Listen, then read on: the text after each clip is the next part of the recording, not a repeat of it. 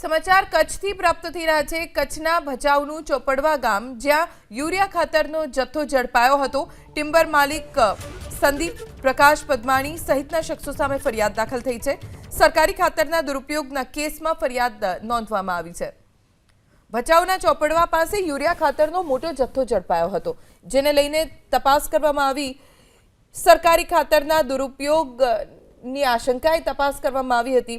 Timber માલિક સંદીપ પ્રકાશ પદમાણી સહિતના શખ્સો સામે ફરિયાદ નોંધીને હવે કાયદેસરની કાર્યવાહી શરૂ કરવામાં આવી છે।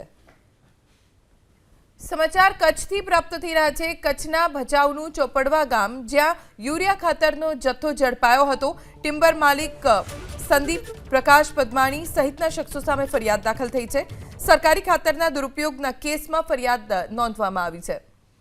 ભચાઉના ચોપડવા પાસે યુરિયા ખાતરનો મોટો જથ્થો ઝડપાયો હતો, જેને લઈને તપાસ કરવામાં આવી।